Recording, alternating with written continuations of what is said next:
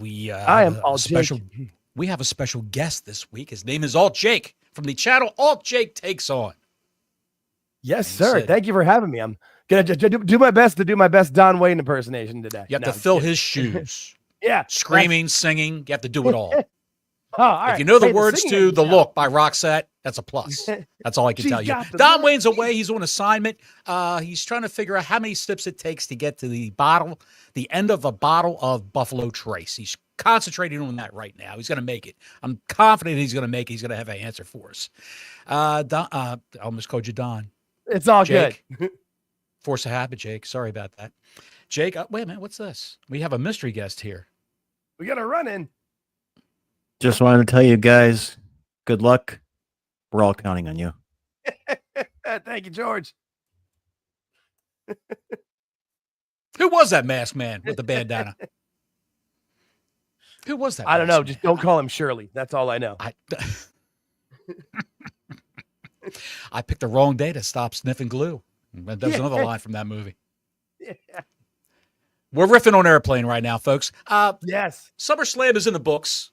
It was a 2-night deal, a 2-night show for the first time ever. And I sort of think that it really didn't need to be 2 nights. What was your take on that? Yeah, here's the thing. I think the show's book ended well. I feel like they opened and closed hot, but yeah, there was definitely matches in the middle there that what did they used to say about it, where there was like with World Class, where initially they had a match that needed a stadium, and then it was a stadium that needed a match. You know, this didn't need to be 2 nights. Like, it could have been one really great night, maybe make it 4 hours instead of 3, one night with the matches that were good, and you didn't need matches.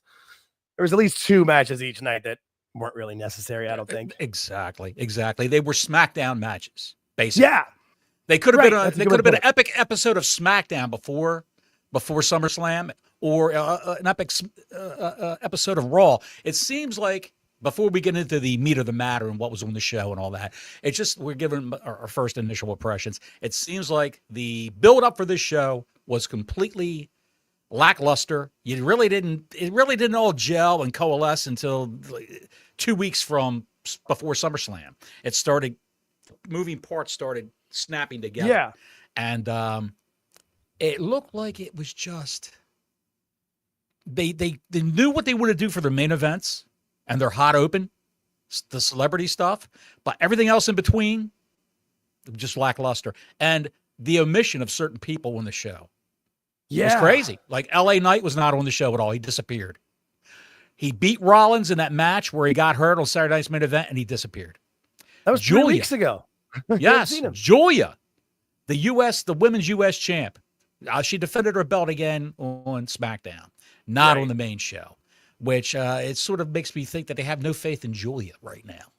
All the impetus right now is on Stephanie Vacker. And where was Stephanie Vacker on the show?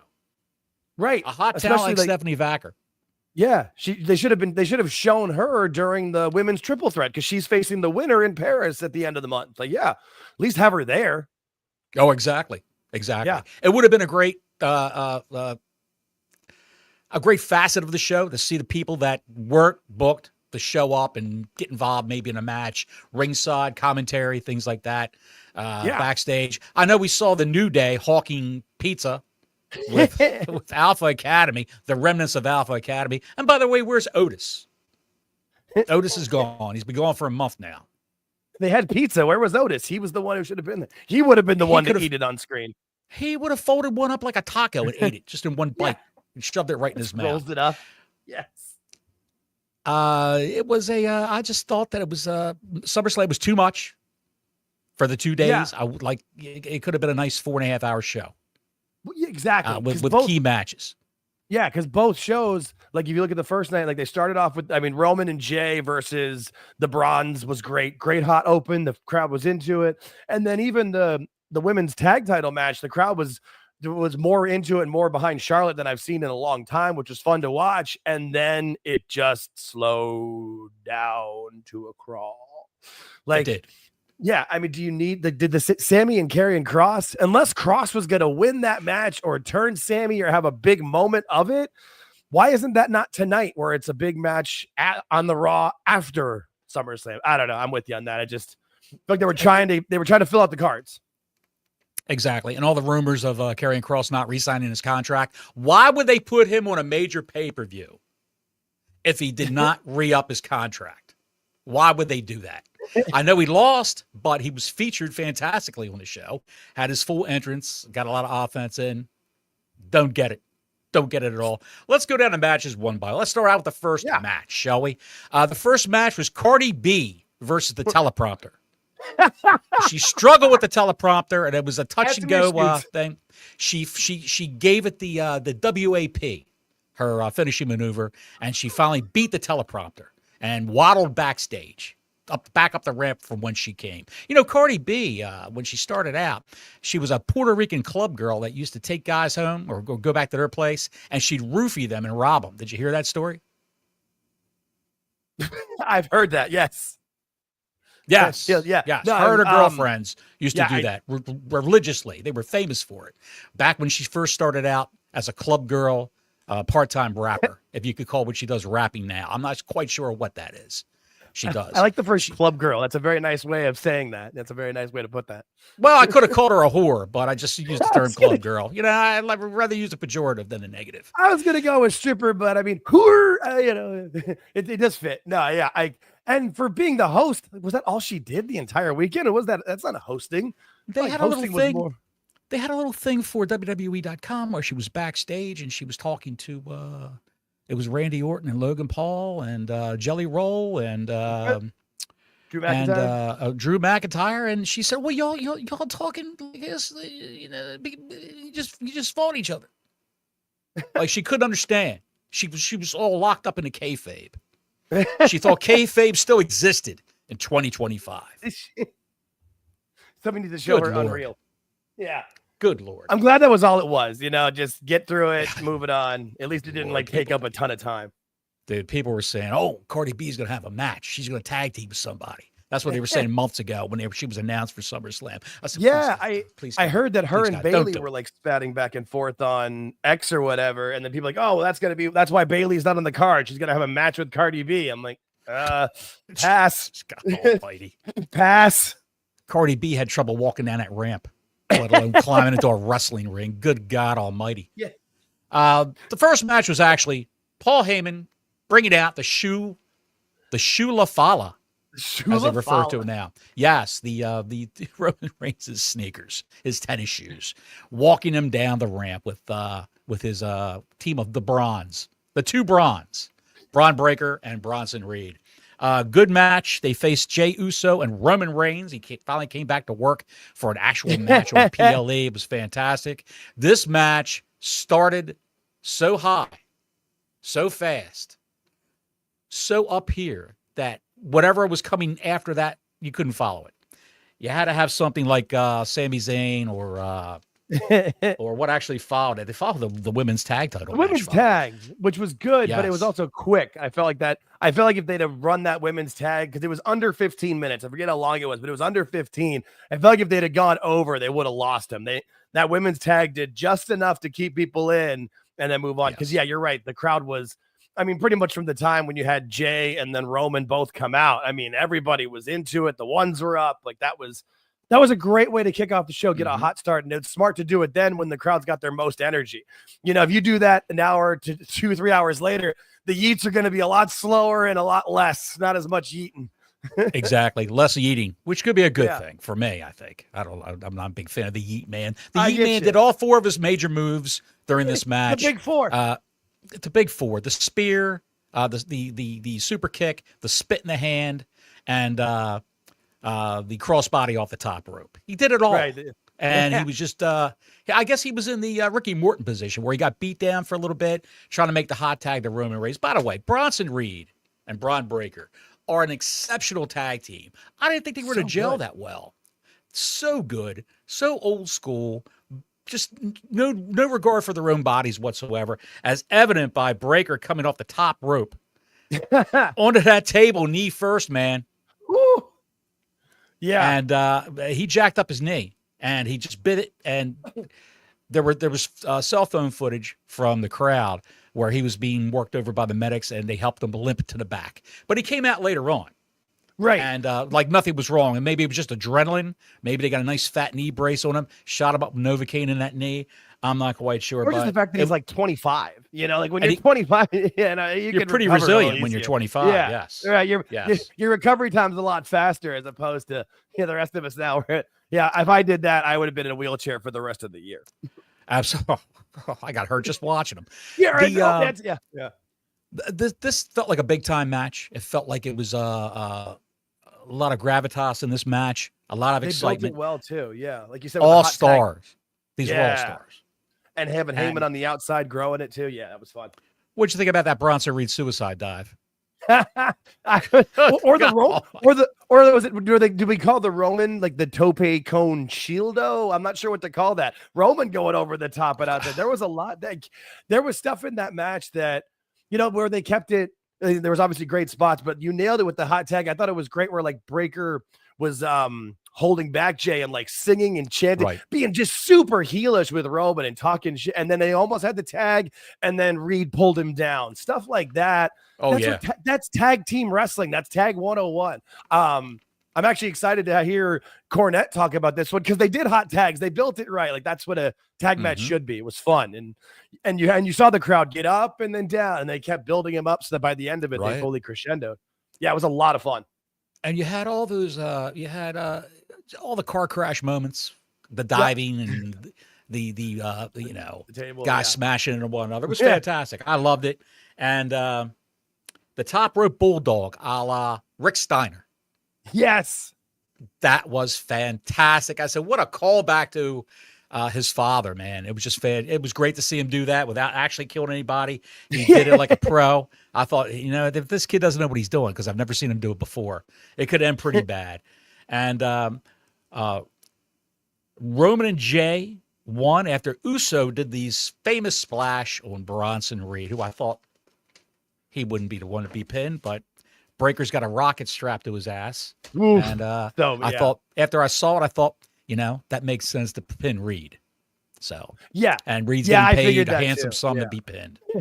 Oh, they buried Bronson. They buried Bronson Reed. I can't believe it. Those guys get paid the same whether they win or lose.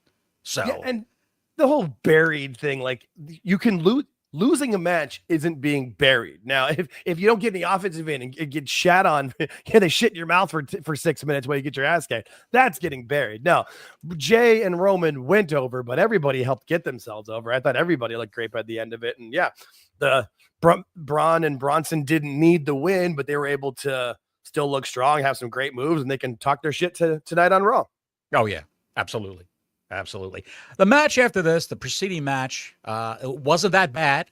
I enjoyed it, but it wasn't. It didn't have the high spots of what we had in the you really can't call it Bloodline versus Bloodline. Bloodline versus the Heyman Society. I'll just call it that. The Heyman Society. I like that. Raquel Rodriguez and Roxanne Perez from the Judgment Day. Tag team champions versus Charlotte Flair and her new best friend, Alexa Bliss. And I was just amazed, absolutely amazed by the fact that the crowds warmed up to Flair because of the addition of Alexa Bliss. Yeah, but they've really made it work well where they've the backstage segments or the stuff that's gone like on social media and stuff where they've gone back and forth has been pretty entertaining and good. And then for the folks that watched Unreal, I forget which episode it is, but one of the episodes Charlotte is featured heavily, and it's her recovery from the knee injury from a year ago, and it's hard not to want to root for her to come back from that with it. So I could, I'm not surprised that it got over the way it did. I'm just surprised that it got over as fast as it did. I thought it would take a little bit longer for the crowd to get behind Charlotte, but it went pretty quickly. And no, this match, like you said, it wasn't going to be as high spot or as great as the one before, but it was perfect for what it was. Like it let the crowd down a little bit, but they were able to be entertained and, kept it fun. And then I think it's a good move to have Charlotte and Alexa win, because then the Judgment Day can do what they're going to do. And if they're going to either get the titles back when Liv comes back, or if they can't get them back and then Liv comes back and gets involved with that, either way should be interesting stories for sure. Exactly. Absolutely. I kept waiting for all these weeks now for Alexa Bliss to get re-involved with the Wyatt Six. That supernatural aspect of her character Just don't resurface. think, She says, yeah. keep watching. It just might happen. That's what she said in a recent interview. And, why would Alexa Bliss lie to me? So, And I mean, it might happen, but I just don't see a need for it to happen.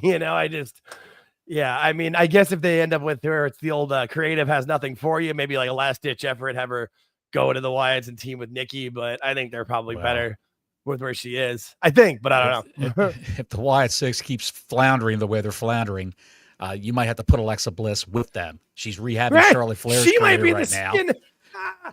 She might be. Shit, you she made might, a point there. You might be right. Yeah, right. Yeah. And the first thing I thought when the bell rang, who's getting stiffed by Charlotte Flair in this match? Who's getting their teeth knocked out? That's what I thought. The crowd wasn't completely dead, but it wasn't a lot of heat from this crowd. I'm not sure if the microphones, they mic the crowd differently. It's outdoor arena. The sound's not going up and bouncing back down.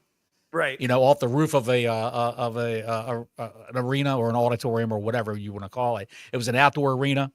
And the sound maybe just was floating up into the air. I don't know. But there was hardly any noise from this crowd whatsoever. It wasn't evident in the first match. The first match, they were really invested. This, I think it was just they saw it as a Raw match, like I did.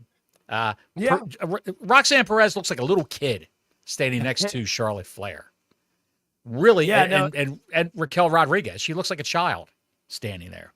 No, and as such, she needs to do like – She works too babyface with the way she works. I was talking to George about it earlier, and he pointed out to me that like when you watch her work, she doesn't do like little tripping things or like poking the eye. Like she should be more of a heel and be more of like a shit heel with her size. It would work better for it. And I just don't. I mean, she's still so young that I don't know if she's had to work that much as a heel with it. I think there's a lot of potential with her for sure. Obviously, she's the prodigy for a reason, but I kind of agree with you that. If she's gonna look that small and be out there, she should kind of be like the little, like that, like everybody's like. There's always that friend group where there's that little guy that's in the group, but he's the one that always starts shit and gets in people's faces. And she could be like that kind of person with it, like Scrappy Doo, essentially. A Scrappy Doo. Scrappy rocks. Yeah, absolutely. Talk her shit and then go run behind Raquel. Like screw you, and then go hide behind Raquel. I like that.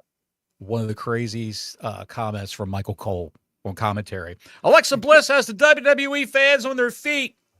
No, they weren't on their feet. They looked like they were getting up to buy popcorn or buy some more T-shirts. There was a parade of people walking in the background, coming back and forth. This was their, get another beer, go to the bathroom match.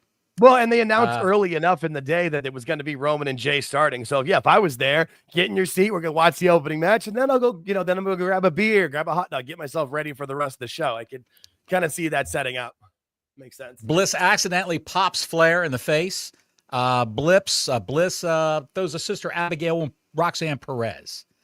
She escapes that. Flair teases a heel move, kicking Alexa Bliss, but the target was for Raquel Rodriguez, as my partner who's not here calls her Gonzo. Gonzo got clipped by the kick. I thought for sure that Flair was going to go and reciprocate being punched in the face, but it was just a tease. I think that's what they're going to be doing in the future, teasing little dissension between the two. That's what that's exactly what I thought. Yeah, we'll just keep that in the back of your mind. That'll come back at some point later. But as for now, and it works for them. It gives them both something to do. They can both be champions. It makes sense for now. And then eventually, when you want them to split up, you've got an easy turn. Exactly. So the end result was Roxanne Perez and Gonzo lost the tag belts, the ladies' tag belts, to the team of Flair and Bliss. And hopefully they'll be defending on all the shows, NXT, SmackDown, and on Raw. Like to see that. Like to see Charlotte Flair interacting with the people down in NXT. Especially with the ladies in NXT. Like NXT, the NXT women's division is stacked. So that would definitely work out well. Oh yeah, absolutely. Yeah. And she's been training Ava Raine, The Rock's daughter. Okay. The GM of NXT. Did you see the clips on Twitter last week? Yes, I did. Yeah, was that were they at Natty's dungeon? I think. Yeah, I'm not sure. Were they? Or was it the PC? Yeah, I know. I know that she's been training with her a bunch, and I haven't seen like the videos, but I see the pictures of them all sweaty outside the ring, like doing the bicep pose or pointing at each other and stuff. Exactly.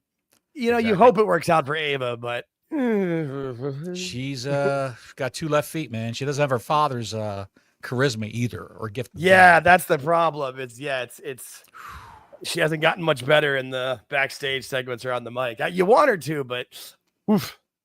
She blew out each knee being trained down there. I didn't realize. I knew she blew out. Oh, I knew she blew out. I didn't realize she blew out both. Oh, God. Yeah, she blew out both in her training down there before she even made it to TV. So they decided to make her the GM of NXT to keep the Rock Tommy happy, John surgery before you hit the big leagues, man. You gotta, it's tough, man. It's tough. Yeah. She's got a long road ahead of her. She sticks it out. Maybe Dwayne could get her in a couple movies and some background spots. I was gonna say that. Is there a Moana 3 she could sneak her way into or something? Oof. Yes. Karrion Kross and Sami Zayn, match number 3. And I wrote this sucked. And I had no interest in this whatsoever. I'm not a big fan of Sami Zayn. No one had Karrion Kross. What's that? I said neither did anybody else. It didn't seem like anybody had interest in this at all. It was awful. It was awful. Karrion Kross is great in the backstage promos. He's great being interviewed. He's great coming to the ring with his wife. But when the bell rings, he's a little lackluster. I'll just put it to you that way. I don't know if it's because he doesn't work as a big man. He doesn't have like a he's got that what's he call it? The cross face? What's he call that movie he uses? The cross jacket, I think. The cross jacket. Yes. Yeah. Whatever that means. The cross jacket. Right. He's got that as a finishing move, a submission move, but I don't really see anything else that he's doing that would say, wow, his offense is pretty devastating, because it's not. Sami Zayn, he looks like man. I know there's a lot of Sami Zayn fans out there, but he just looks like a homeless man that wandered in off the street. And he's in the ring and he's doing whatever he wants to do. I don't know, dude. He spanned the blue thunder bomb several times. I don't know. I don't know what's this going to lead to. It was a little bit of a "Let's go, Sami, let's go, Kross" chant. Bad dueling chants back and forth, but this crowd was just not into this at all. No, you could tell they were. This could have just been a Raw match, like we talked about earlier. It could have been on Raw, and they could have had a finite end to this. I don't see another match between these two. Kross lost to Zayn, who did need the win. That's what I wrote down. He did not need to win this match because he's over with the crowd. Right, and he beat him. He beat Kross at Night of Champions in Saudi, and I thought that made sense. Have Sami win in Saudi, and even when George and I recapped that, we're like, well, they'll probably have a match at either SummerSlam or Clash or whatever, and Kross will get the win back, and maybe that'll turn Sami. Maybe some interesting stuff will happen. But if on Raw or SmackDown the next couple of weeks, like maybe Sami does start to turn evil and Kross is in the background or something, but it's not that interesting overall. And like you said, I agree with you. Kross is great in the stuff on his YouTube, his backstage segments, and Scarlett's amazing. I love how she gets involved in the matches and stuff with it, but yeah, overall, it just doesn't really seem to be clicking. With Kross, crowd. Yeah. But if you listen to the IWC, he's walking on water. He's the best thing they've got. If you listen to the IWC, people that don't buy tickets. I try not to. I try not to listen to them, but they're so damn loud. And and there are people do like him a lot. When I was at Raw in June, there was a few different Kross signs that I saw, and there's definitely people behind him with it. But how many of them are there actually? How many? The IWC, if you see 6 people saying the same thing, is it 6 people or is it 2 with 3 accounts each or 1 with 6? Who knows? Gotta get bots. It's a bot farm. It really is on the IWC. Yeah. It really is, dude. It really is. Sometimes they each tweet the same thing if they forgot. Oh my God. Oh, I tweeted it out on that account. Yeah. Mosquito Dick number 452. I tweeted on that, and now I'm tweeted on. Oh my God, what have I done? Yeah. So. Oh, I cheated on Mosquito Dick, not Dick Mosquito. Damn it! Yeah, that's exactly it.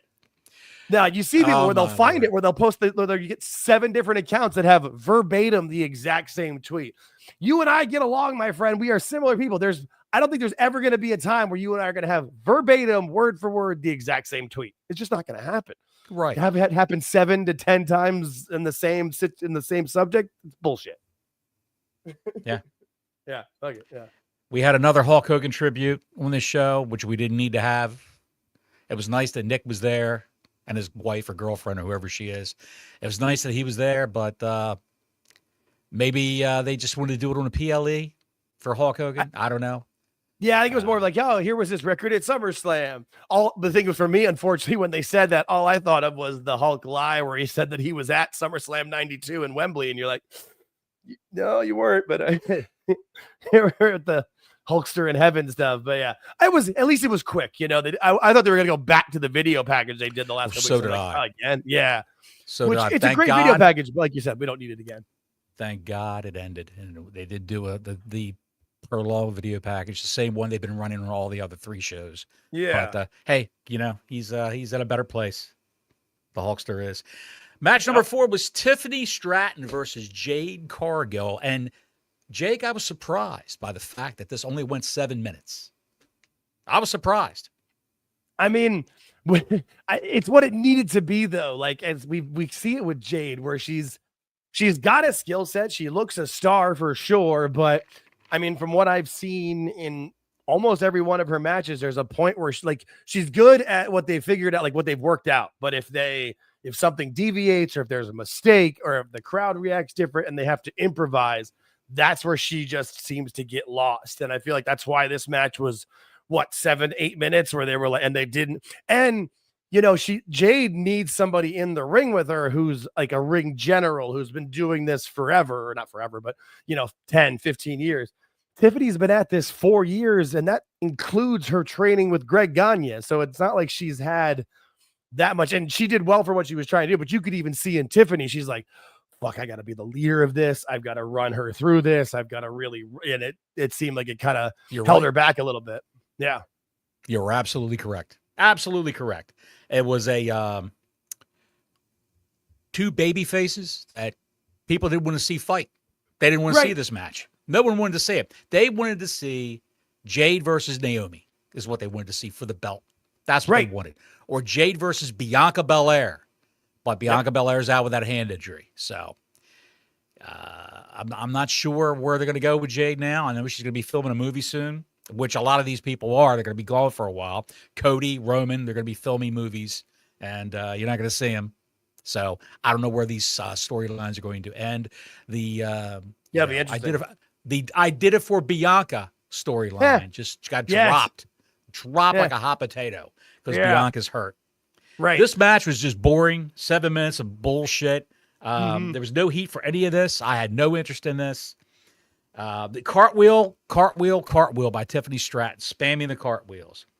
A lot of near falls. She had her leg on the ropes. I thought that was it. Spamming the moonsaults. I don't know if that was a breakdown in communication or what they were going to do, but she seemed lost and just started doing moonsaults.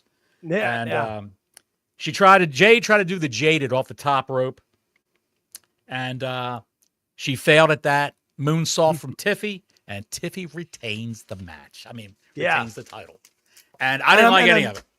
Yeah, I'm glad Tiffany retained, but I thought there was going to be something of a schmoz or reason to it, or maybe Bianca gets involved with it. I don't know. Just when it ended, it was kind of like, oh, huh, all right. Moving on. Yes. It wasn't. That's it. It wasn't anything. Yep. Now, what else can you say about it? Not much. Not much you can say about this next match. Jelly Roll and Randy Orton versus Logan Paul and Drew McIntyre. At least it's got the crowd back into it. It seemed like when they were stars coming out. Logan comes out and they immediately get people, all right, F you, boo. And then, Randy Orton comes out and you get cheers for it. And I'll give Jelly Roll credit. He didn't look terrible. Like he didn't.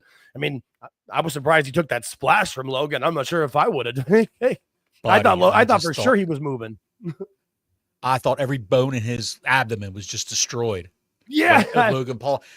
Kudos to Logan Paul for doing that frog splash facing Jelly Roll when he turned sideways in midair to land on him correctly, and he nailed it.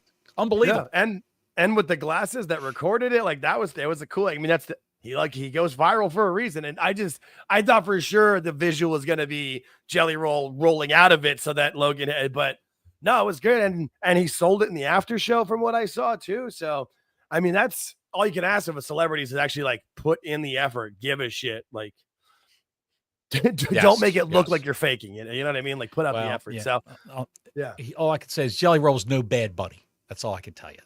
He's no bad Very buddy. true. He's not even a Johnny Knoxville. Johnny Knoxville was a better celebrity wrestler than Jelly Roll. But I'll give you that. Be that as it may, Logan Paul made the pin with the frog splash again on Jelly Roll. I'm shocked that they lost. I couldn't believe they lost. I thought for sure this was going to be a match where the good guys would triumph over evil, and that's not the case at all. Yeah, I thought Randy Orton was gonna. I thought they would do all the stuff they did, and then Randy would get a RKO out of nowhere on Logan when he tried to do like the buckshot or something, you know. And then and Randy would pin Logan Paul. But you know, maybe it makes some sense though, because then Logan and Drew can kind of ride the high of this win. It's not going to hurt Randy in the least, and I'm assuming, you know, knock on wood, Jelly Roll's gonna go roll into his summer tour. I guess I don't know. But so it made sense in that level. I heard he's not done. Oh shit! All right, I heard he's not done. I heard he's going to be back for another show, which just leads me to the quote. Don't know what the fuck they're doing. They don't know what the fuck they're doing. I mean, better him than Travis Scott, I guess. But buddy, don't say that name. He's like Beetlejuice. You say it 2 more times, he's liable to appear. Oh shit! Travis Scott. They're shitting all over Travis Scott. All the wrestlers and their podcast interviews are doing. They're shitting on Travis Scott because he's just horrible. They wanted him to go train at the Performance Center. I think he showed up for a tour of it. That was it. And he ran the ropes in a ring, and that was all. Yeah, and took forever to enter the building because he took forever to come in. So even if you say his name 3 times, we'll have plenty of time to get out before he gets here. We got plenty of time. It'll take him at least 10 minutes to get down the ramp. After this match was the chef's kiss of the evening. CM Punk versus Gunther, who always has a good match. I've never seen the man have a terrible match. Yeah. No, hard-hitting. Yeah. Hard-hitting. Punk was we got our first super chat. Uh-oh. Denisha Lane's up. What's going on, Denisha? She says, "Hey, how are my 2 favorite men doing? Bottles leave Jello Roll alone." That's my new name for him now, Jello Roll. Jello Roll. Jello Roll. The guy's a great singer, and I don't expect the guy to be the second coming of Bruno Sammartino with a month's worth of training at the Performance Center. As long as he's still putting in the work, I'm fine. That's the thing. If he's showing up to the PC, putting in the work, learning, getting better, great. It's, you know, I don't need like somebody, like you said, taking a tour of the PC and going, cool, I'll see you back later. Like, no. If you're going to do it, do it. Don't half-ass. Right. You can't half-ass this. He's no Travis Scott. Did you see Jelly Roll's wife in the crowd? She was just, when he got splashed on the announce table, she was, is he hurt? Is he really hurt? That's the key. They made it look so good. Even Jello Roll's even Jello Roll's wife thought he got hurt. But if he's made of Jello, he's pretty resilient. I think it's less Jello now. He doesn't look nearly as big as he did before, but no, I mean, it was fun for what, yeah. What's he, 300 pounds now, they say? I think he might be a little bit under now. I thought they said like 280, but I think he was like almost 4. So yeah, he lost 200 pounds. Okay. Said. Yeah, that's right. He was close to 500 freaking pounds, dude. He was outrageous. Well, it's one of those things too. Like, he was big, but you always forget how tall he is. That's a lot of weight to be carrying at that height too. Yeah, no, supposedly he's got surgery. Better for his health. Supposedly he's got surgery booked in January to remove all the loose skin. All the skin that's hanging that's why he had to wrestle like in a body. That makes sense. Right, because if he took that off, he looked like a flying squirrel running around the ring. Right. Nobody wants to see that, pal. Denisha, thanks for the 5 spot. We greatly appreciate it. You're keeping the channel alive, afloat, keeping it running, paying for the internet hosting for the Square Circle Maniacs podcast. Let's go right into Punk versus Yeah, Gunther. It was a Gunther, hard-hitting yeah. match. Punk tried to throw a lot of MMA, his UFC background moves in the match. He went for a triangle that really wasn't even a triangle. Gunther's locked up. It looks terrible. It looks like the triangle looked terrible, Michael Cole. He was not in the triangle. There was nothing across his throat at all. That right? Yeah, it was. Yeah, exactly. It's like, where's that? They got to cross the throat, but I thought it was great. That was what it needed to be. Where Gunther beat the crap out of Punk through most of it, and Punk would fight back and get shot down just beat down, and he struggled to rise. And you're thinking, why doesn't Gunther just pin the guy? But he wanted to humble CM Punk. That was the story. He wanted to give him a beating of his life, and show him who the best in the world really is. Yeah. Dude, they really gave this guy a lot of rest time. They gave CM Punk a lot of rest time. The ref was not counting. Right. They were outside the ring. The ref wasn't counting. Gunther's shaking hands, kissing babies outside the ring, and laughing at CM Punk while Punk's laying there, propped up against the ring apron. And Gunther got busted open. Punk sent him across the announce table, and he got bathed in the fake blood. He wasn't really busted open. Someone said, Meltzer, you got to take this with a grain of Meltzer. Meltzer said that he said that Gunther's going in for nasal surgery. He didn't say what. He's going in for surgery on his nose, and that's why he's going to be gone for a while. And they tried to make it look like he was bleeding from the nose with the fake blood. Okay, yeah. But two GTSs. Two. The first one didn't get him. He was doing the old one-man gang staggering. Yeah. Without going down. And then he finally got picked up for another one, and down he went. And Punk won. He cried in the ring. He got awarded the heavyweight title, the WWE title. And, of course, Rollins comes out.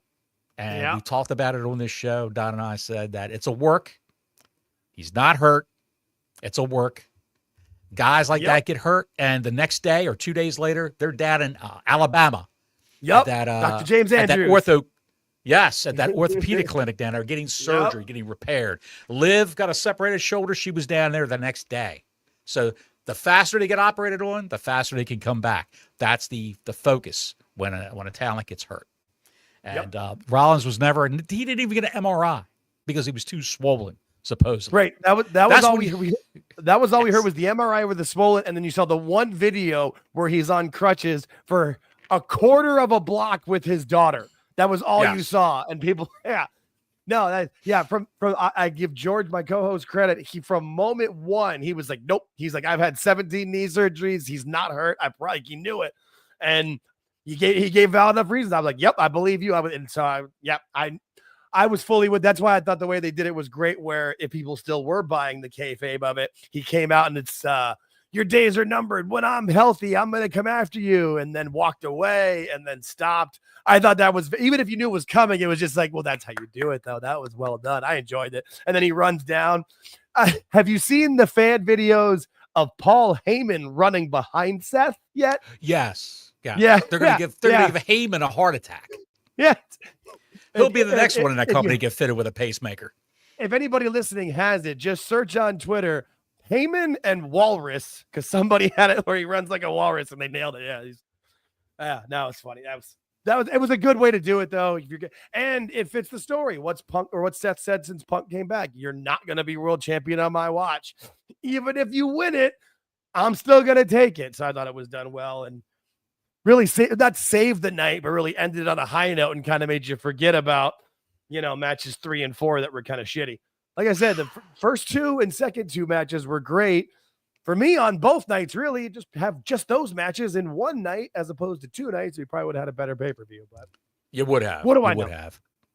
The commercials were just abominable. But you got to hint at it's not Vince's WWE anymore. It's a corporate entity. Yeah. And TKO/Endeavor, their whole forte is negotiating commercial placements, selling commercial spots.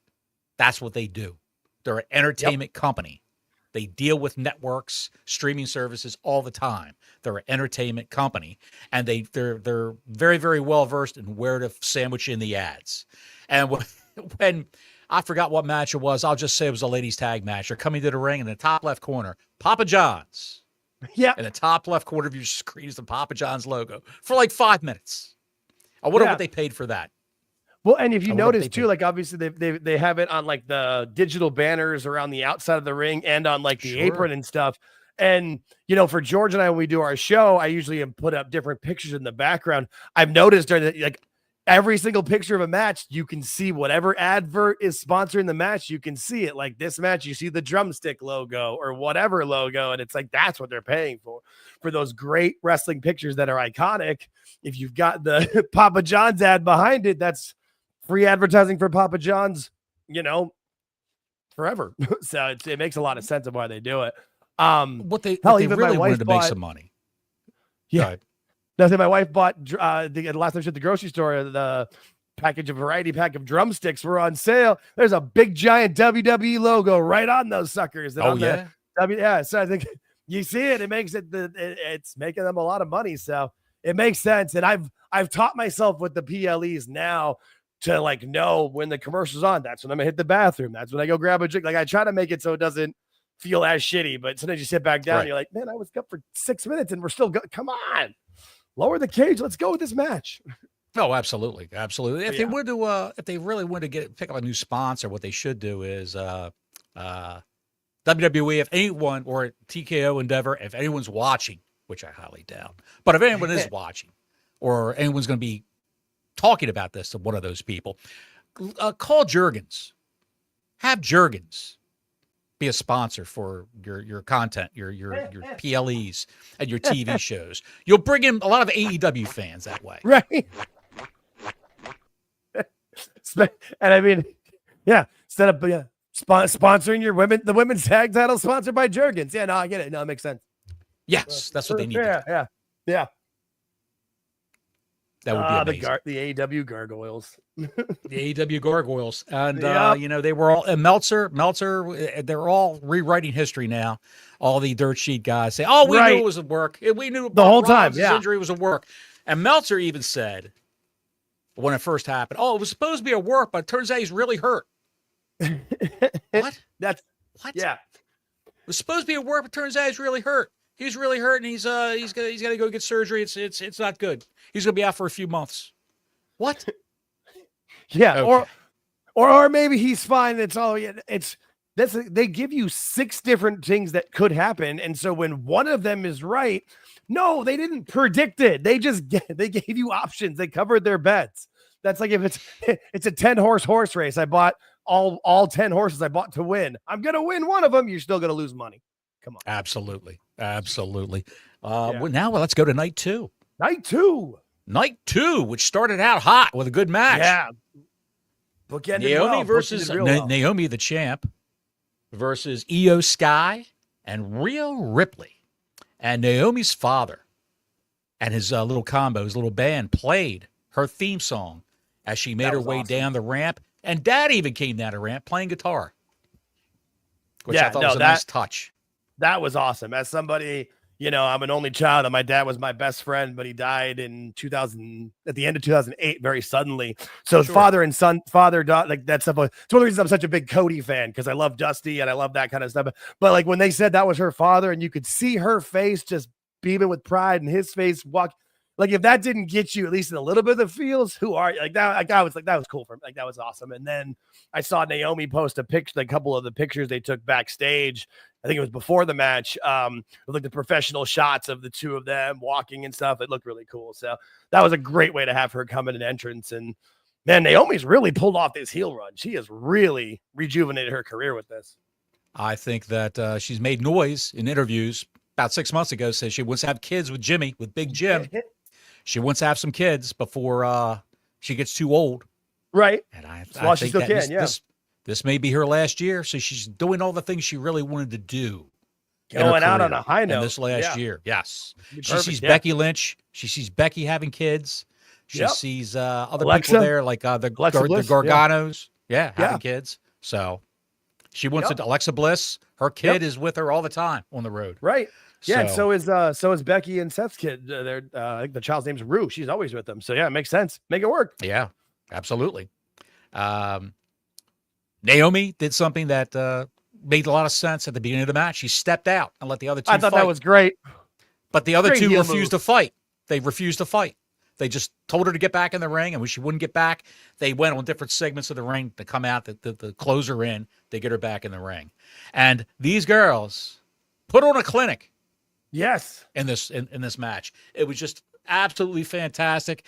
One thing that I really saw that I thought was great, the sunset flip powerbomb on Naomi outside the ring was fantastic. I loved it. Naomi retained. It was a reverse roll up after a second rope. Rhea did a second rope riptide on Io. Naomi kicked Rhea off to the side, and she pinned Io. So it was great. It was great. That sequence was fantastic. It was I would even dare to say I would go back and watch that match again. That's how good it was. Yeah, definitely. No, it was a very fun match. It was done well, and I don't think it needed to, but it felt like for me that Naomi still needed to retain her title to move that story further the way she has. So it was perfect, and she, like a heel, stole the match. I thought it was great. And Stephanie Vacker faces Naomi at Clash in Paris. Yeah, that should be fun. Yes.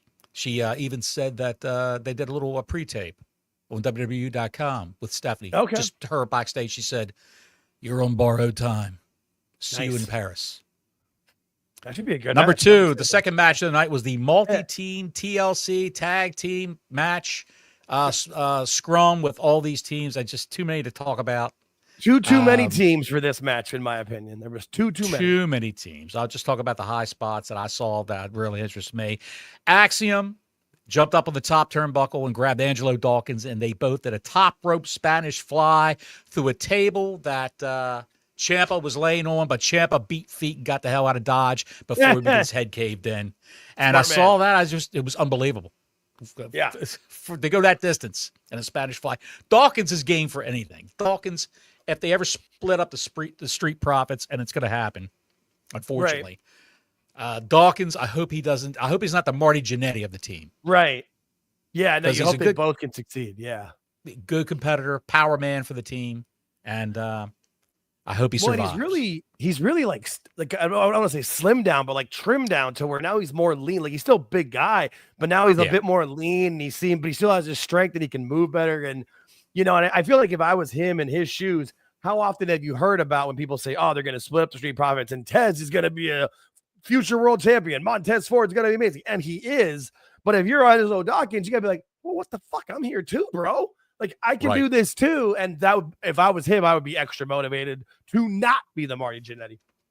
So, exactly. Yeah, no, I enjoyed the match, but I mean, I was just glad it didn't go too long. I was worried this match was going to go 25, 35 minutes.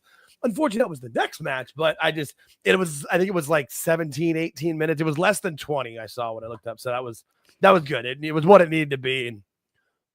And it makes sense for the Wyatts to keep the belts because they just got them. So, and not sure what they're gonna do with it, but we'll see. Even the women got involved. B-Fab, who used to be the manager for the Street Profits, she was back, and she was trying to climb the ladder to get the belts. Candice LeRae, Johnny Gargano's wife, climbed the ladder too to try to get the belts. Even Nikki Kross for the Wyatt Six got involved. And one of the biggest spots of the match was for someone who wasn't even in the match. Candice LeRae fell off of a ladder out of the ring and through a ladder that was laying between the barricade and the ring and broke the ladder in half. Little Candice broke the ladder in half. And I thought, just Jim Ross, by God, she's broken in half. That's a human being. She has a family. That's right. That woman's got a family. I can prove it. Yes, we know the kid.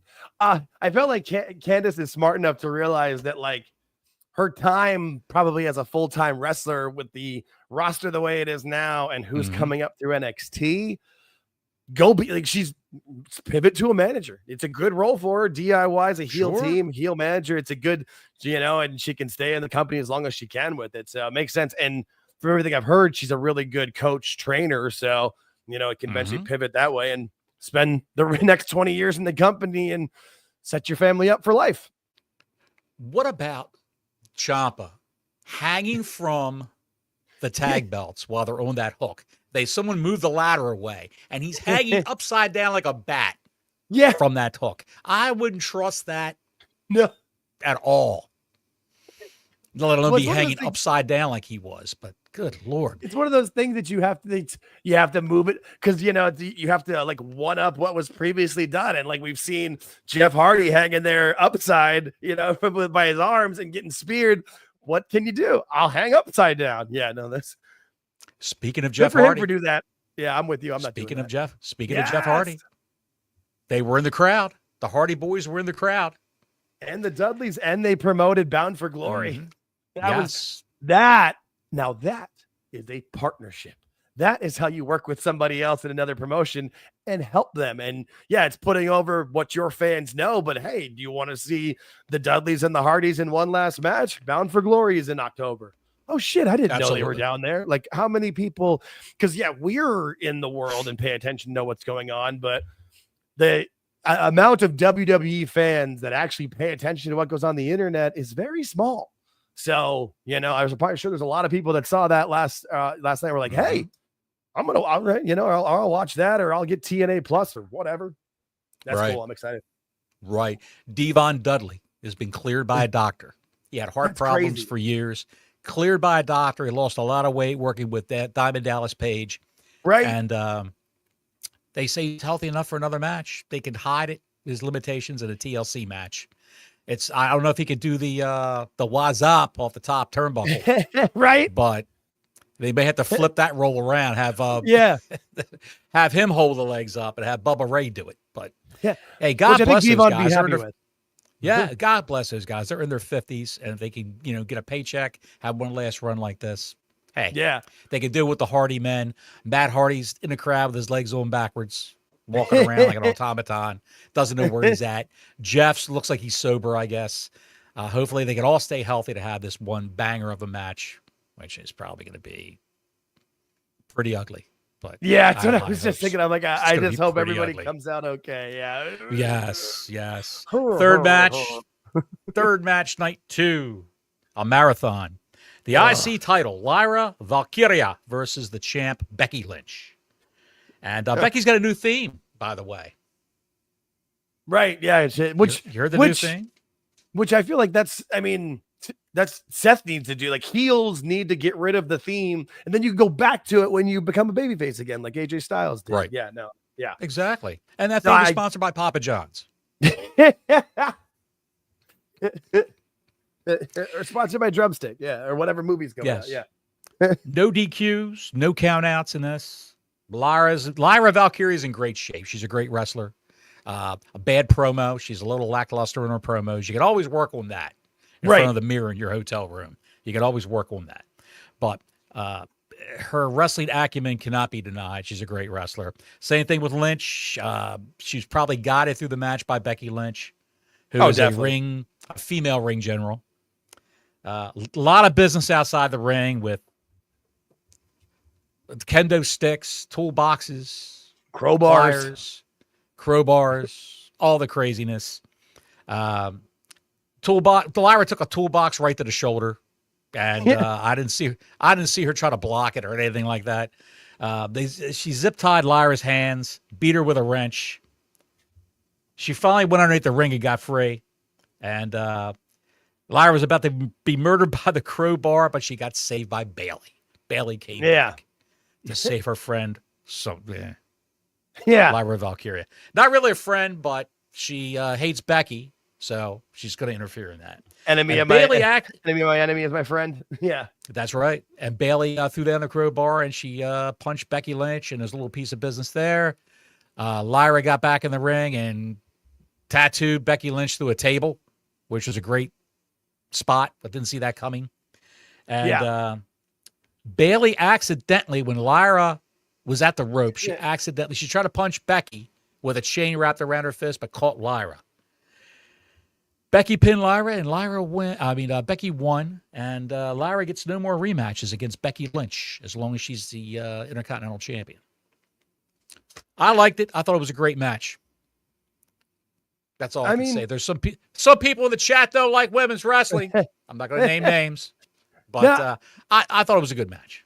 My only issue with it was it was just too long. Like it should have, and like there was points where they could have still gotten the spots in they needed to. There was just some of those weapon spots and things. I mean, the match was like 25 minutes. It was probably just a little bit too long. I thought it was a half hour. Yeah. Yeah, it was just that was my only issue. There was a couple of points where I was like, all right, go home. Like, go home, ladies. Like, I mean, overall, it was fine in the sense of it. And the story told was pretty good with it, especially with what's going to happen with Lyra now, getting Bailey involved.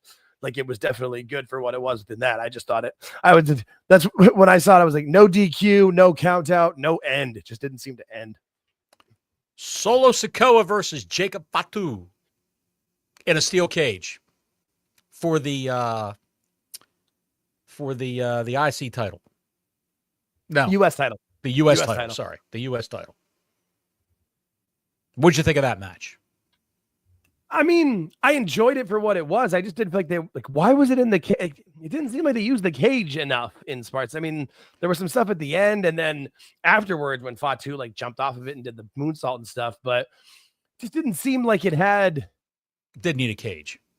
Yeah, right. Like it was just like use the cage more, throw each other into it, tie somebody up into it or something with it. But I mean, I got it of why you're doing this, and hopefully this can get Jacob away from Solo and maybe push him up the card into something else. I'm not exactly sure where you put him into. I don't think it's over, buddy. I don't think it's over. Oh, you're probably right. It's going to end in the War Games. Yeah. I think it's going to go on and on and on. Oh, and Jimmy came out. The MFT came in. I really didn't care about any of this. I didn't understand why the champ came out first. Solo came into the ring first. Jacob came after that. Didn't understand it. Jacob Fatu sold early for Solo Sikoa. The MFT came out to interfere. They're in a steel cage, but these guys got into the cage.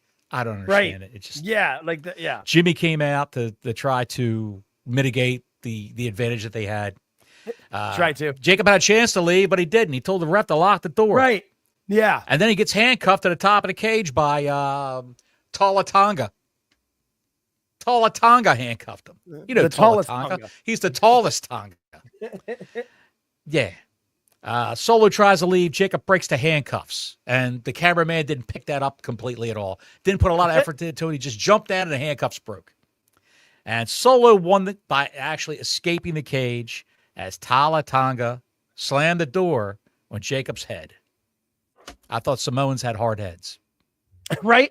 Isn't that the old gimmick for like the last 50 years in wrestling? Right. And he just got beat. You get headbutted by a Samoan. Yeah, you get headbutted by a Samoan guy, you're done.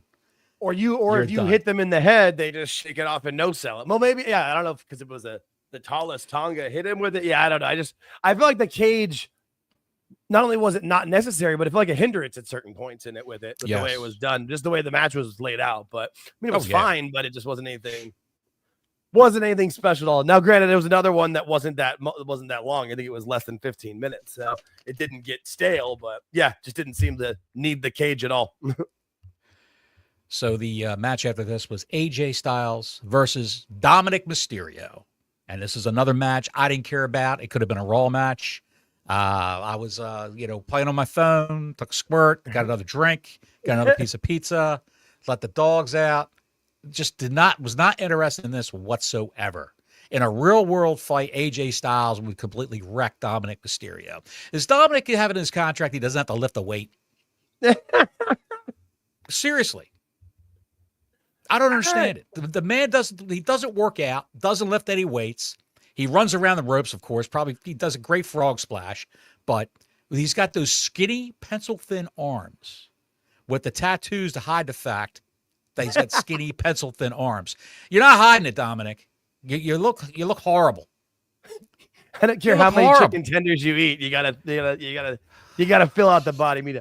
So what's funny about this might have been my favorite match of the weekend when it was done. I wasn't that excited going into it, but all the Eddie Guerrero tribute stuff, I love. Like, I really have fallen in love with how Dominic is just a little piece of shit. Like, I just love it. It's so shitty. He's so fun with it. The Eddie Guerrero tributes were great with how AJ came out in the lowrider, and then you had the tights and the hand tape and stuff, and it was the 20-year anniversary of the custody for Dom match. I enjoyed it, like watching it when it was. Now, granted, maybe I did just finish dinner and I was just sitting there kind of like in the perfect like zone. So maybe that was part of it too. But I enjoyed this one a lot. But I mean, Eddie Guerrero's in my top 5. Like he's probably number 3 on my all-time list. So I mean, I'm a big fan of Eddie Guerrero. So any tributes to him that aren't from Sasha Banks are appreciated. Yes. Yeah. AJ tried to calf crusher. Dominic unzipped his boot. He slid his foot out, grabbed the boot. The refs tried to fix a turnbuckle. Yeah. Dominic hits AJ in the face with the boot. AJ goes down. Frog splash with AJ. Dominic wins. And coming up after that was John Cena versus Cody Rhodes. And they hugged each other. Babyface John Cena. They hugged to start the match. A lot of weapons involved. Crowd was cheering Cena. Cody being booed on his comeback really told a tale right there. It was very reminiscent of Hogan versus The Rock all those years ago. Yeah. Where you had someone who was supposedly designated the heel, but got cheered, and the babyface got booed. Cena dominated the match mostly. The crowd loved Cena. They really did. Cody, I don't know why he took the lower rope off, and he was going to use the steel as a weapon. Michael Cole kept saying, the steel. He's using the steel as a weapon. the big bolt that holds the turnbuckle to the ring post. Like, yeah. He was hitting him with the soft turnbuckle. He wasn't using the steel whatsoever. So blatant. But the steel. We'll had a couple of mishaps last night. Choked. Yeah, he did. Choked him out. 3 crossroads. Cena kicks out. AAs. It was just kick out city. They were kicking out of each other's finishers, spamming finishers left and right. And super finishers too, like where Cena hit like the AA off the top or the second turnbuckle and stuff. Right. There was times where it was, yeah. And I mean, I get it. It was should be the blow off match for their story with it. So it was fine within that sense of it, I guess, for some of it. But there was parts that even I was like, Jesus, and usually I don't mind the kickouts as much, but that was starting to got to me a little bit on this one. Cody Rhodes beats Cena. Avalanche, Cody cutter through a table. Caught by a crossroads, and that was it. Cena went down. Cody went to leave the ring and allowed Cena to bask in the thank you, Cena chants. But before that, Cena gave Cody a hug. Cody cried like a baby.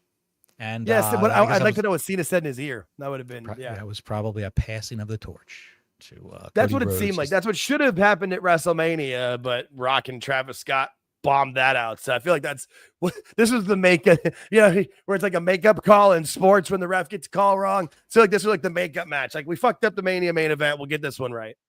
Everyone was chanting, thank you, Cena. And Cody Rhodes walked away. Thank you, Cena. And Cena, he took his bows and all that. And now we found out why they turned John Cena babyface again. Because Brock Lesnar came out and Michael Cole yelled, holy shit. Yeah. Well, I never thought I would hear a wrestling announcer yell out, holy shit. Yeah. But Michael Cole did. Cena Lesnar he F5s John Cena, and now we know why he turned babyface. Yeah. And I also figure, I haven't seen the sales figures for Cena's merchandise. I know he sold a lot of merchandise when he first turned heel, but I'm sure that all dried up. I'm sure that all dried up as the heel turn kept going and going and going. And TKO probably took a look at that and said, this isn't working. We're not making a lot of money off these shirts or off these hats or whatever we got going on with Cena. So something's got to change. And Cena said he requested Brock Lesnar to come back. He wanted to work with him before he retires. So, well, he did say Brock was like his best or like strong or like biggest opponent or something with it in that sense of it. Like I think he said that Randy Orton was like his best rival, but Brock was like his toughest opponent or something like that. And, when talking about like leading up to SummerSlam, it was like, well, it seems like Cody's got to win because if Cody doesn't win, what's he going to do? He's been shit on at that point. But then what happens if Cena loses? Where does he go? I had nothing. I had no idea. And instantly when you heard that guitar riff, that that's what it is. He's got Brock for at least a month, if not 2, because I know he doesn't have much longer left, really. But right. This could have been a nice one night, 4.5 hour show with the right matches, and Like I'm telling you, if you cut out match 3 and 4 each night, they would have been fine. Yeah, I don't want to say corporate greed, but it's corporate greed, and they're making the money. And they had, let me see, I wrote down the attendance. Hang on a second. It's like 113,000, I think, over the 2 nights. I know they hit over 60 last night, or at least they said that. They had 60,561 people on Sunday. That, with Saturday's attendance, was a total of, if you could believe Stephanie McMahon, 113,722 people. Nice. But it was 113 something. Yes. Yeah. No, and I mean that was, and then it's also that it's the where like with Cody getting booed and stuff at different points. It's also part of it, like, well, they were 10 miles from Newark. I mean, and hey, I'm not shitting on New Jersey. Both of my parents were from New Jersey. If New Jersey didn't exist, AltJake doesn't exist. So I got love for New Jersey, but come on, we can make fun of Newark a little bit. It was what it was. Let's get a little something from Dave Meltzer. What he said about Brock Lesnar's return. He said 4 weeks ago, WWE legal cleared him.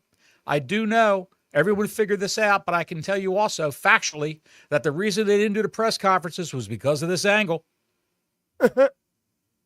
I can believe that.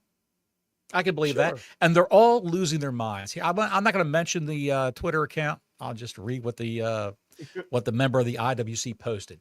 It's a spit in the face to every woman who's ever worked for this company and every victim of assault or trafficking who has ever watched this company. They just showed you what they stand for clear as day, a bunch of effing losers who don't give a F about the safety of others. Because they brought back Brock Lesnar. They seriously brought back the sex pest F-head with a piss fetish. Pray for the women. God. Right. Because Brock now, and that's the other thing I saw people were talking about, like the stuff that Brock did in his 20s when his first run, where exposed himself to Terry Runnels and did a few other things. And I'm like, so you're telling me that in 20 years he hasn't grown up and evolved and changed? Like, I'm not saying that stuff was good. I'm not defending that shit at all. It was terrible, but we can evolve. We can grow. Like if you're not, it's like Triple H said about CM Punk. If you're the same person you were 10 years ago, you've wasted 10 years of your life. And who hasn't exposed themselves to Terry Runnels? Yeah, I mean, especially in the wrestling business. Whew. Yes. Women are not safe in the professional wrestling space. Female wrestlers aren't safe, and female fans aren't safe. He's gonna go ask a female fan for a golden shower, I guess. A deeply misogynistic community and industry. All because of Brock Lesnar coming back. A spokesperson for Janelle Grant issued the following statement on Brock Lesnar's return to WWE. Oh, God. For far too long, abuse was allowed to thrive under WWE's leadership instead of fighting this wrong. WWE has done nothing to ensure those responsible are held accountable. This attempt to sweep misconduct under the rug will backfire. We look forward to the full set of facts, including those about Mr. Lesnar, coming out in a court of law where they belong. But in the meantime, we refer you back to Janelle Grant's updated complaint, which outlines in detail the abuse she endured by McMahon and others while employed at WWE. So basically all she did was send a video of her peeing in the shower to Brock Lesnar. He called her a dirty slut. And that was it. Never even met her, never had contact with her. Just saw pictures of her on Vince's phone. That was it. Yep. Michael Cole can go to hell. Every single person celebrating this and who made this happen can go to hell.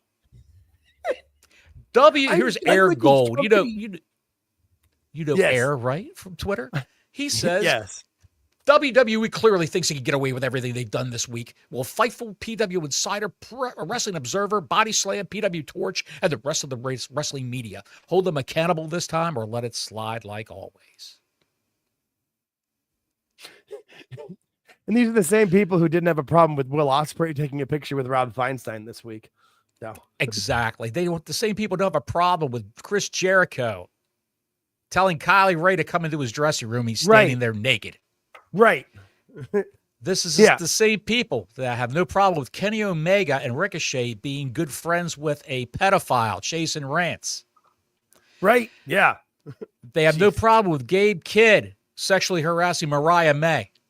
They've got no problem with Don Callis chasing Scarlett and Karrion Kross out of TNA. Right. Because he was the VP at TNA at the time and he was sexually harassing Scarlett, and they had to sign an NDA. They got no problem with that. Yeah. It's absolutely unbelievable. And one other thing I wanted to bring up before we go, because Raw's starting right now. Oh shit, yeah. Or that other guy that was friends with the Bucks, I forget his name, but like that he's been kind of washed away or whatever, but everybody, they still hang out with him and still put him over. Is that Chase and Rance? No, it's the other, I forget the other guy. Marty Scurll. Marty Scurll. Yes, that's it. Yes, Thank you. Yes. Marty Scurll, who tried to sexually assault a 16-year-old girl. Yes, and they're still she was at a all cool bar. with him. Yes. Yeah. These people have no problem.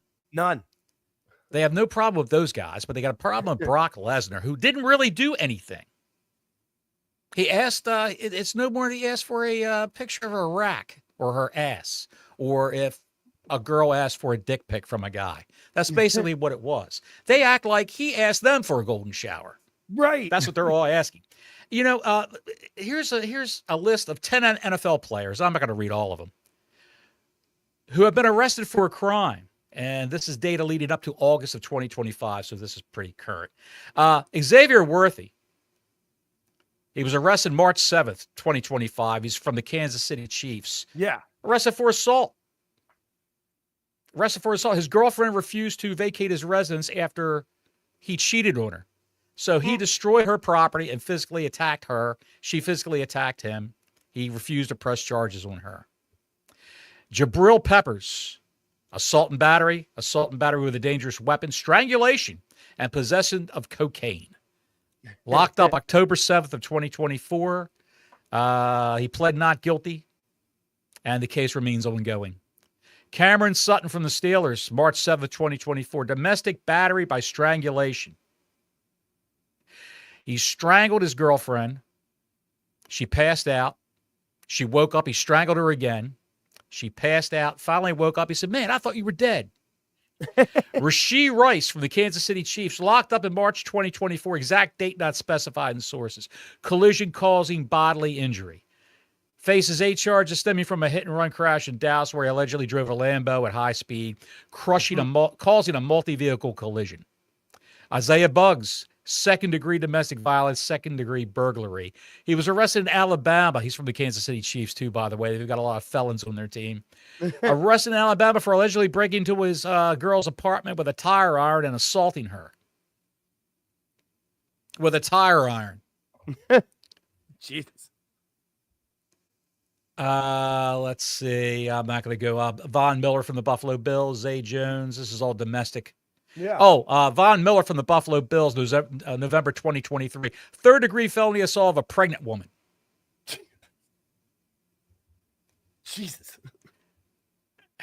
It's unbelievable. Yeah.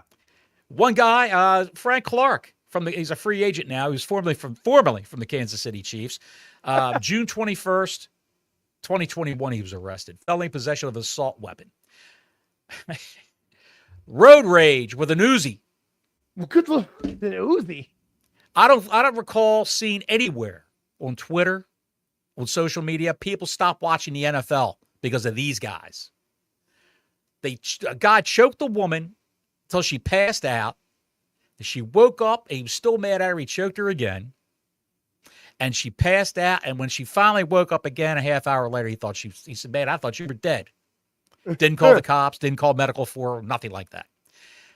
They got problems with Brock Lesnar, but they've got no problems watching the NFL, watching these guys. Of course not. One guy canceled his WWE Netflix subscription. What? Online. Did you see that? I've seen people say that they're done with this company. I haven't seen like the specific one, but I'm not surprised. They're done with the company. Okay. But they're not, they haven't stopped watching NFL or the Right. NBA. I'm not even going to get started on the NBA players. All the kind of shit that they've done over the years. I mean, really, you could knock it down with any sport, whether it's Major League Baseball or even, pick your favorite soccer league, even if you like that. I mean, there's always something I forget. I know there's a player in the English soccer league for Arsenal that just got convicted of something and he played all last season because the team was like, "No, it's fine. He didn't do anything. It's fine. We know. We've done our investigation." Convicted of the assault that he was convicted. It's part of what it's going to be with this work. It's athletics. It's part of the deal. I don't know. The fact It's that, and just all they're unbelievable. they care about what they want to care about. They're going to figure out what's going to make them mad. That's the IWC they do two things mainly. They have no patience and they just want to complain. They're going to figure out, hey, what can I complain about today? Oh, we're not complaining about this anymore. We're complaining about that. All right, let's move over to there and complain about that. Like, it's just obnoxious. Buddy, it's just a And shit they all show. cancel each other. They're just Yeah. They're just clutching pearl clutchers, because they're going like this. Yeah. Like old Oh my society God. women grabbing their pearls, like, oh my God, I can't believe this. I can't believe this.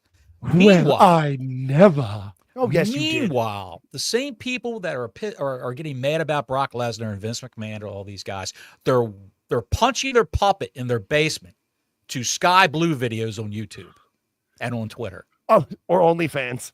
Or OnlyFans. They're gooning, as the kids say, they're gooners on OnlyFans. Punching their puppet to Mandy Rose or Cora Jade or Elena Black, as she's called now. The great Elena Black. The great Elena Black. Yeah. Great Elena Black. The Folks, I don't know DM what's wrong with queen these of kids DMs. nowadays. I know, yes. Yeah, I'm yeah. well aware of her DMs, pal. She Yes. said that. That was a great moment for us. That was funny. Yes. Loved Like I really give a shit what Elena Black No. thinks. Jesus Christ almighty. She's horrible. Horrible. And I don't think she's making all that money that Meltzer said she's making on OnlyFans. Yeah. She's got a is she butter face. horrible, or is she horrible? Horrible. I liked her, what I started calling her Hora Jade Yeah. on Twitter. And then a lot of people picked up on that. Then she changed her name back to Elena Black. Yeah. Hopefully real she'll quick. go, maybe she'll get an AEW. But she was wrestling, for a hot dog and a handshake at some of these GCW shows. And she was on a backyard. beach. Did you see that? A backyard Yeah. beach thing? Yeah. She wrestled Somebody's in birthday front party. of 50 people. It's Yeah. horrible. Yeah.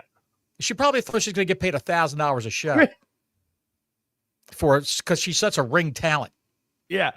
And she had so much time on WWE television. Don't get me wrong. I enjoy NXT. I like NXT, but it's not, you weren't on Raw, SmackDown, SummerSlam. Like, come on. Right.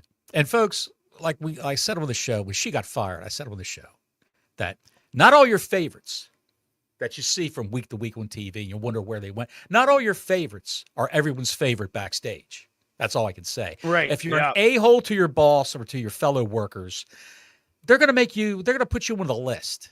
Not the Jericho list, but they're going to put you on the list of liability people. So if they got problems backstage, and Nick Khan said we have to cut 5 people from NXT.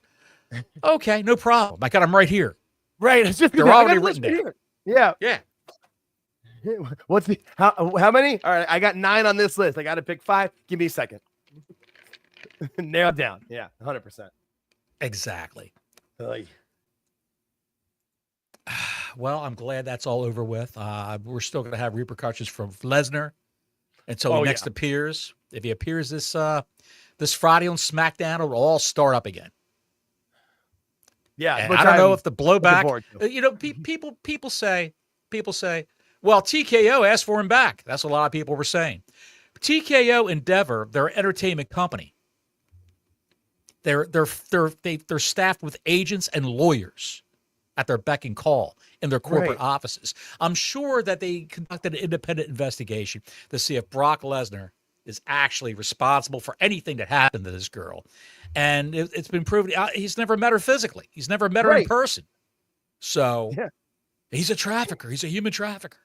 Good Lord Almighty, man. He received things. Yeah. And his text with Vince, like no one that has a friend who's a little bit too horny and texts some weird shit and just like, okay, buddy, no, you sure? Like give him a thumbs up or whatever to shut him up. Like, come on. Yeah. Right. Never met her in person. Never like never like emotionally even assaulted her or whatever. Like it's just stupid. He probably saw pictures of her and went, giggity. Well, folks, that's it for the show this week. I'd like to thank AltJake for filling in for Don this week. Absolutely. Thanks for SummerSlam having me. This is review. a lot of fun. This is a great I'm time. glad you like it, pal. I'm glad you like it. Anytime. AltJake's got a channel, AltJake Takes On. He does spaces. You're generally every Sunday at 6:05, right? On Twitter? Yeah, 8:05 Eastern usually on Sundays is when we've been trying to go. We had to move it around because with July we had what was it? You had the Evolution, we had the TNA pay-per-view, and then SummerSlam, so we had to move those around. But move for the rest of, I think, until for probably at least the foreseeable future. Yeah, we'll be 8:05 Eastern on Spaces live every Sunday through my account. Everything's just AltJake takes on. And just look for that ad. I'm at YouTube, X, soon to be on Spotify and all those as well. For what we record, we do a recorded episode every week. We do a classic match review every week, and then the Spaces every week. And I put it all on YouTube. So we're having fun for sure. What do you got coming up for the weekend? Well, we have our next classic match review is going to be the Sergeant Slaughter Pat Patterson alley fight from 1981. Yeah, that's gonna be the next one that we do. We like to do we watch the matches, then we kind of do a review. Eventually, we're talking about doing like a Patreon and like watching them on there with it, but we'll cross those bridges. The match before we did was Rey Mysterio versus Eddie Guerrero at Halloween Havoc 97. You know, we're trying to watch fun matches that people enjoy. And then we just did our SummerSlam review today. I'm in process of posting that to our YouTube today as well. So yeah, we usually get at least 1 to 2 videos every week, plus the Spaces. So it's a lot of fun. We have a lot of content, and we're trying to do something different. We're trying to be more conversationalist versus people just yelling at each other or bitching about things. We're trying to because we're not going to agree on everything, but we'll talk about it. He's the one who convinced me that Seth wasn't hurt, and he was right. So appreciate you having me on. It's been fun. Sounds good. Now, do you know where to find AltJake? Yes, sir. And thanks for coming on, pal. Thanks, George Captor. He's Jake's producer, agent, man of 1,000 booker, man of 1,000 talents. And we bid you adieu. Ta-ta, cheerio. Peace. Till next week, Gordon Soley saying so long from the Sunshine State.